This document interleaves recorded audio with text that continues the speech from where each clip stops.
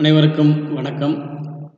இன்னைக்கு நம்ம தமிழ் பாடத்தில் இயல் 2 முடிஞ்சாச்சு.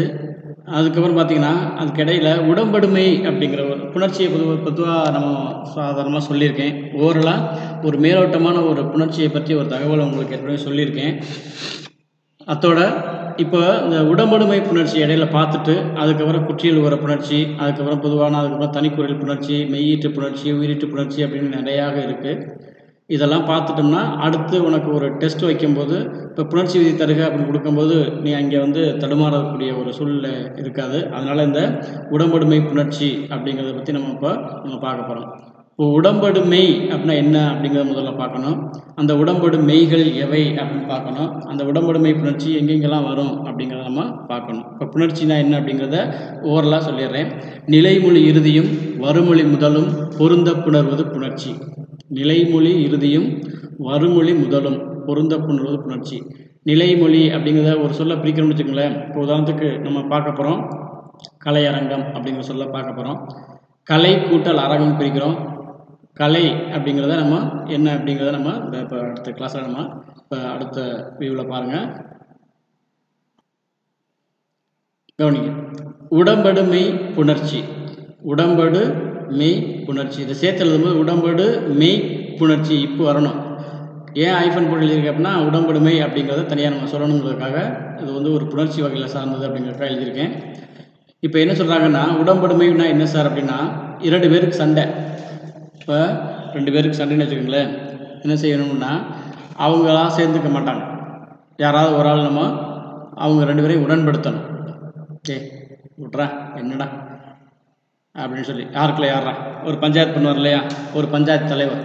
அவர் என்ன செய்வார்னா 2 பேரையும் அண்ணன் தம்பியாக இருக்கட்டும், யாரோ மாமா மச்சனாக இருக்கட்டும், யாராக இருந்தாலும் இருக்கட்டும், 2 பேரும் ஒரு எதிர்முதிர்மா நிற்கிறாங்க அப்படின்னா அவங்க 2 பேரையும் சேர்த்து விடணும் இல்லையா. அவங்களா போய் சேர்ந்துக்க மாட்டாங்க. அது பெரிய அது என்ன சொல்கிறது, ஆங்கிலத்தில் சொன்னோம்னா ஒரு ப்ரெஸ்டீஜ் இஷ்யூ அப்படின்னு சொல்லி அவங்க நினச்சிக்கிறாங்க. ஸோ அதனால் என்ன செய்வாங்க அப்படின்னா அந்த 2 பேரை யாராவது சேர்த்து வைக்கணும் அப்படிங்கிறதுக்காக 3வது ஆளாக ஒரு ஆள் வருவார். அவர் தான் உடன்படுத்துவார். யாரை? இந்த சண்டை போட்ட 2 பேரையும் உடன்படுத்தக்கூடியவர். அந்த மாதிரி தமிழ் மொழியில் நிலைமொழி வருமொழி 2 விஷயங்கள் இருக்குது. ஏற்கனவே பார்த்துருக்கோம் இல்லையா. இப்போ நிலைமொழி இறுதி, நிலைமொழி உள்ள இறுதி எழுத்து, அதுக்கப்புறம் வருமொழியில் உள்ள முதல் எழுத்துக்கள், சரிங்களா. இந்த மாதிரி இருக்கும்போது உயிர் எழுத்துக்களாக இருப்பின் நிலைமொழி இறுதியும் வருமொழி முதலும். இங்கே கவனிங்களேன், கலையரங்கம் அப்படிங்கிற சொல்லி எப்படி பிடிச்சிருக்கேன், கலை கூட்டல் அரங்கம், கலை கூட்டல் அரங்கம்னு பிரிச்சிருக்கேன். இந்த கலை அப்படிங்கிற சொல்லு நிலைமொழி, அரங்கம் அப்படிங்கிற சொல் வருமொழி. இப்போ நிலைமொழி இறுதி, நிலைமொழியில் உள்ள இறுதி எழுத்துல எங்கே சார் உயிரெழுத்து இருக்குது அப்படின்னு பார்த்தோம்னா லை தானே இருக்குது. எங்கே உயிர் இருக்குது அப்படின்னு கேட்கக்கூடாது. இப்போ இல்லு கூட்டல் ஐ, அதை அந்த எழுத்தை பிரிக்கும் போது இல்லு கூட்டல் ஐன்னு பிரிக்கிறோம் இல்லையா. அப்போ ஐ அப்படிங்கிற எழுத்து நிலைமொழி இறுதியாக இருக்குது அப்படிங்கிறது. அதுக்கப்புறம் வருமொழி முதல்ல உயிரெழுத்து உங்களுக்கு இருக்குது, அது டைரெக்டாகவே இருக்குது, அதனால் உங்களுக்கு விளக்கம் தேவையில்லை. அப்போ நிலைமொழி இறுதியிலையும் வருமொழி முதல்லையும் உயிரெழுத்துக்கள் வந்துச்சுன்னா என்னாகும் அப்படின்னா என்னாகும், இப்படித்தான் எழுத முடியும். எப்படி எழுதலாம், கலை அரங்கம், கலை கூட்டல் அரங்கம், இப்படி தான் எழுதணும். ஏகர உடம்படுமை, இடையில உயிரெழுத்து வரக்கூடாது. நான் அடுத்து சொல்லியிருக்கேன், கவனிங்க. இப்போ நிலைமொழி இறுதி வருமொழி முதல் எழுத்துக்கள் உயிர் எழுத்துக்களாக இருப்பின் அவை புணரும் நிலையில் உடம்படு மெய்கள் தோன்றும். அங்கே புணரும் போது உடம்படு மெய்கள் தோன்றும் அப்படின்னு சொல்லியிருக்கோம். சரி சார், அந்த உடம்படு மெய்கள் என்னன்னு சொல்லியிருக்கீங்க, என்னன்னு தெரியல அப்படின்னா உடம்படு மெய்கள் பாருங்கள், யா வா, அதாவது ஈ இவ்வு, இதை யகர உடம்படுமை வகர உடம்படுமை, யகரம் வகரம் சொல்கிறோம். உடம்படுமைகள் என்னென்னு அப்படின்னா யகரம் வகரம். இப்போ உடம்படுமைகள் எவை அப்படிங்கிறது கேள்வி. அதுக்கு என்ன அப்படின்னா யகர உடம்படுமை வகர உடம்படுமை அப்படிங்கிற. யகரம் அப்படின்னு எழுதுனா சார் இல்லை, யா, சரிங்களா. ஈ இவ்வு இது 2 எழுதுனா போதுமானது. ஏன் அப்படின்னா அதை சொல்லும்போது எப்படி சொல்லணும்னா ஈன்னு சொல்லக்கூடாது, ஈ இவ்வுன்னு சொல்லக்கூடாது. மொழிநடையில் புணர்ச்சி நிலையில் எப்படி சொல்லணும்னா யகரம் சொல்லணும். இப்போ ஆனா அகரம் சொல்லணும். இலக்கண முறையில் ஆ அப்படிங்கிற எழுத்து சொல்லக்கூடாது, அகரம் அப்படின்னு சொல்லணும். ச அப்படின்னா சகரம் அப்படின்னு சொல்லணும். ட அப்படின்னா டகரம் சொல்லணும். ஸோ இந்த மாதிரி கரம் காரம் அப்படிங்கிற ஆகாரம், இப்போ நெடிலுக்கு காரம் அப்படிங்கிறத இது என்ன அப்படின்னா சாரி அப்படின்னு சொல்லலாம். கரம் அப்படிங்கிறது சாரி, காரம் அப்படிங்கிறது சாரியின ஒரு ஓசைக்காக வரக்கூடியதானே. பகுபத உறுப்புகள் பார்த்துருக்கோம் இல்லையா. சாரிங்கிறது ஒரு சொற்களை உச்சரிப்பதற்கான ஒரு ஓசை நயம் அப்படிங்கிறது.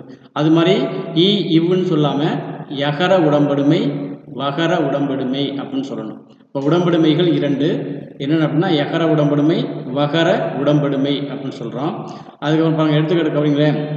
கலையரங்கம் அப்படிங்கிற சொல்ல என்னது என்ற சொல் கலை கூட்டல் அரங்கம் என பிரிந்தது. நான் உங்களுக்கு புரிகிறதுக்காக சொல்கிறேன். நான் இப்போ கலை கூட்டல் அரங்கம் பிரிச்சிருக்கோம். இப்போ இதில் உள்ள நிலைமொழியில் இறுதியில் என்ன எழுத்து இருக்குது, வறுமொழி முதல்ல என்ன எழுத்து இருக்குது அப்படின்னு பார்க்குறோம். நான் மேலே என்ன சொல்லியிருக்கேன்னா நிலைமொழி இறுதியும் வறுமொழி முதலும் உயிரெழுத்துக்களாக இருப்பின் அங்கே உடம்படுமை தோன்றணும். இந்த தோன்றியாச்சு, இங்கே உடம்படுமை தோன்றியது. எங்கே சார் ஈ புள்ளி வைக்கலையே அப்படின்னு கேட்குறீங்க இல்லையா. அப்போ அதுக்கான விளக்கம் கீழே இருக்குது பாருங்கள். கலை கூட்டல் அரங்கம். இங்கே என்ன தெரிஞ்சுக்கணும் அப்படின்னா நிலைமொழி இறுதியில் உயிரெழுத்து இருக்கா. இந்த ஐ அப்படிங்கிறது உயிரெழுத்து. அதுக்கப்புறம் வறுமொழி முதல்ல உயிரெழுத்து. இப்போ நிலைமொழி இறுதிலையும் வறுமொழி முதல்லையும் உயிரெழுத்துக்கள் இருக்குது. இப்போ இதை சேர்க்கும் போது என்ன அப்படின்னா ஆ தான் போடணும், கலை அரங்கம் தான் போடணும் இல்லையா. ஆனால் என்ன ஆச்சு அப்படின்னா கலை அரங்கம் யா எப்படி வந்தது அப்படிங்கிறது கொஸ்டின் கேள்வி. ஏன் உங்களுக்கு தோணுனது ஏன் எப்படி வந்துச்சு அப்படின்னு பார்க்கணும் இல்லையா. பாருங்கள். சரி, அந்த யா எப்படி வந்தது அப்படிங்கிறதுக்கு முன்னாடி இதுக்கான விதிகள் என்ன சார் முதல்ல அப்படின்னா உடம்படுமை புணர்ச்சி விதிகள். உனக்கு இது புரிகிறதுக்காக எழுதியிருக்கேன். இப்படி இதுதான் நூற்பா நன்னூலார் இப்படி தான் சொல்லியிருக்காரு. இந்த இதில் தான் சொல்லியிருக்காரு. இது இப்படி மாற்றி எழுதியிருக்கேன் அப்படின்னா உனக்கு புரியணுங்கிறதுக்காக சில விஷயங்கள் சொல்லணுங்கிறதுக்காக நான் அப்படி எழுதியிருக்கேன். நான் நூற்பா படிக்கிறேன் கவனிங்க.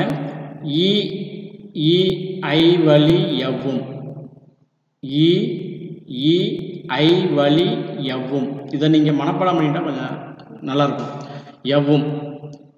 அதுக்கப்புறம் ஏனை உயிர் வழி வவ்வும் ஏனை உயிர் வழி வவ்வும்.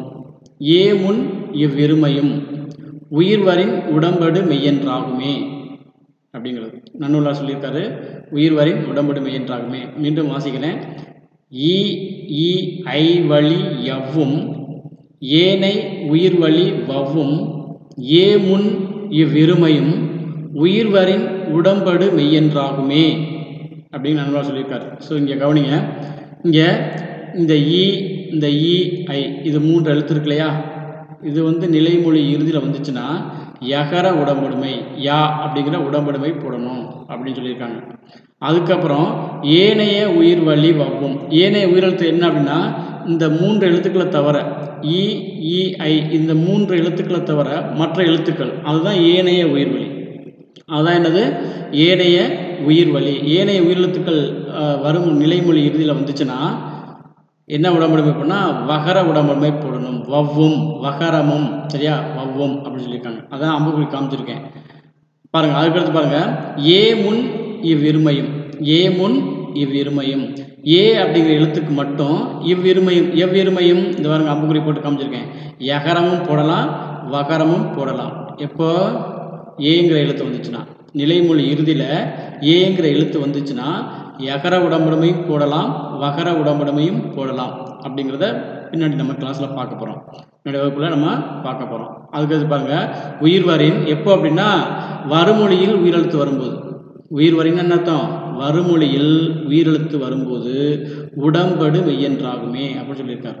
இந்த நூற்பாவோட விளக்கம் என்ன அப்படின்னா இந்த இ ஐ இது வந்துச்சுன்னா எதுங்க நிலைமொழி இறுதியில் வந்துச்சுன்னா யகர உடம்படுமை வரும். ஆல்ரெடி உடம்படுமைனா என்ன அப்படின்னா நிலைமொழி இறுதிலையும் வறுமொழி முதலையும் உயிரெழுத்துக்கள் இருக்கணும். இது கண்டிஷன் சரிங்களா. அந்த நிலைமொழி இறுதிலையும் வறுமொழி முதலையும் உயிரெழுத்துக்கள் இருக்கும் பட்சத்தில் எந்தெந்த எழுத்துக்கள் வந்துச்சுன்னா யகர உடம்படுமை போடணும், எந்தெந்த எழுத்துக்கள் வந்துச்சுன்னா வகர உடம்படுமை போடணும். அதுக்கப்புறம் ஏ அப்படிங்கிறதுக்கு இந்த யகரம் வகரம் ஏன் போடணும் அப்படிங்கிறத இங்கே சொல்லியிருக்காங்க. அப்போ இ ஐ வழி எவ்வும் ஏனையனா மற்றைய உயிரெழுத்துக்கள் வந்துருந்துச்சுன்னா வகர உடம்படுமை போடணும். ஏ முன் இருமையும் எப்போ அப்படின்னா உயிர்வரின் வறுமொழியில் உயிரெழுத்து வந்துச்சுன்னா உடம்படு மெய்யென்றாகுமே அப்படின்னு சொல்லியிருக்கார் நன்னூலார். ஸோ இதை நீங்கள் இங்கே இந்த பாக்ஸ் மாதிரி கொடுத்துருக்கு இல்லையா, இதுதான் இந்த நூற்பாவோட அமைப்பு. இங்கே வந்து மாற்றி மாற்றி எழுதியிருக்கேன் இல்லையா, ஏனைய அப்படிங்கிறதுக்காக உனக்கு புரியுறதுக்காக போட்டிருக்கேன், புரிதலுக்காக மேல் எழுதியிருக்கேன். அதுக்காக உனக்கு புரிதல் ஏனை அப்படிங்கிறதான் சொல்லணும். ஏனைய அப்படின்னா உனக்கு புரியும் அப்படிங்கிறதுக்காக சொல்லியிருக்கேன். இங்கே பாருங்கள் தெளிவாக எழுதியிருக்கு பாருங்கள். ஈ ஐ வழி எவ்வும் ஏனை உயிர் வழி வவ்வும் ஏ முன் இவ்விருமையும் உயிர்வரின் உடம்படு மெய்யென்றாகுமே அப்படிங்கிற நூற்பாவை நீங்கள் கொஞ்சம் மனனம் செய்து கொள்ள வேண்டும். சரி, அப்படி பாருங்கள். இப்போ நிலைமொழியில் ஐ என்று எழுத்துக்கள் தோன்றினால் யகர உடம்படுமை தோன்ற வேண்டும் அப்படின்னு சொல்லியிருக்கேன். யகர உடம்படுமை தோன்ற வேண்டும். கவியரங்கம் அப்படிங்கிற சொல்ல பாருங்கள். கவி கூட்டல் அரங்கம் அப்படின்னு பிரிச்சிருக்கேன். Equal to கவியரங்கம். நம்ம எழுதுனா இப்படி தான் எழுதணும். இது முன்னாடியே சொல்லியிருக்கணும், இருந்தாலும் பரவாயில்ல. இவருங்க இப்படி தான் எழுதியிருக்கணும். ஆனால் இந்த மாதிரி எழுதுனா என்ன ஆகும் அப்படின்னா தவறு. இது என்னது? இது தவறு. உங்களுக்கு அடிச்சிட்றேன், அடிக்க வர மாட்டேன். கவனிங்க, கவி கூட்டல் அரங்கம் அப்படிங்கிறத கவியரங்கம் இங்கே பாருங்க இருக்கு, இந்த மாதிரி எழுதணும். இப்படி தான் எழுதணும். கவியரங்கம் அப்படின்னு தான் எழுதணும். இப்படி எழுதுறது தவறு. இப்படி எழுதுறது தவறு. இங்கே அடிக்குதாங்க. சரி, ஏன் அப்படின்னா மொழி இடையில் உயிரெழுத்து தோன்றக்கூடாது. இங்கே பாருங்க, மொழிக்கு இடையில் உயிரெழுத்து தோன்றக்கூடாது. ஏன்னா நம்ம ஏற்கனவே பார்த்துருக்கோம், மொழி இறுதி மொழி முதல் எழுத்துக்கள் அப்படின்னு பார்த்துருக்கோம் இல்லையா. அப்போ எந்த ஒரு உயிரெழுத்தும் மொழிக்கு இடையில் தோன்றக்கூடாது. அப்படி தோன்றினால் அது என்ன அப்படின்னா அளபெடையில் வந்துடும். சரிங்களா? அதனால் வந்து ஒரு சொல்லில் ஒரு ஓசை நேயத்துக்காக வந்துடும். இங்கே வந்து மொழி இடையில் உயிரெழுத்து தோன்றக்கூடாது. அப்போ இப்படி எழுதுனா அப்படி தான் எழுதணும். கவி கூட்டல் அரங்கம் கவியரங்கம் இப்படி தான் எழுதியிருக்கணும். ஆனால் அது தவறு. சரிங்களா? எப்படி புணர்ந்தது அப்படின்னா என்பது தவறான புணர்வு. அப்போ பார்த்தீங்கன்னா ஏன் அப்படின்னா மொழி இடையில் உயிரெழுத்து தோன்றக்கூடாது அப்படின்னு எழுதியிருக்கேன். புரியுறதுக்காக எழுதியிருக்கேன் அப்படிங்கிறதுக்காக. சரி, பின்பு என்ன அப்படின்னா கவி கூட்டல் அரங்கம் அப்படின்னு எழுதணும். இதை கவியரங்கம் இப்படி தான் எழுதணும். நிலைமொழி இறுதியில் என்ற உயிர் தோன்றி வருமொழி முதலில் என்ற உயிர் தோன்றியதனால் யகர உடம்படுமை பெற்றது. இங்கே யகர உடம்பை ஏன் பெற்றதுன்னா இந்த நிலைமொழியில் ஈங்கிற எழுத்து இருக்குது. அப்போ ஏற்கனவே எழுதி சொல்லியிருக்கலையா, ஐ வழி எவ்வும் அப்படிங்கிறதையும் இங்கே பயன்படுத்த போகிறோம். இதனால் இங்கே ஈங்கிற ஓசை வந்ததுனால இவ்வு கூட்டல் வியை பிரிச்சம் என்ன ஆகும்?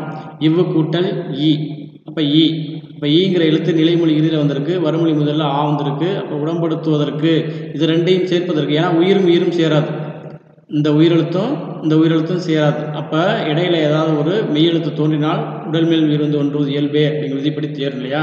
அப்போ உடன்படுத்துவதற்காக வரக்கூடியதான் உடன்படு மெய்கள். இப்போ ரெண்டு பேரும் எதிர்முதிர்மா இருக்காங்க. இவங்க 2 பேரும் சேர மாட்டாங்க.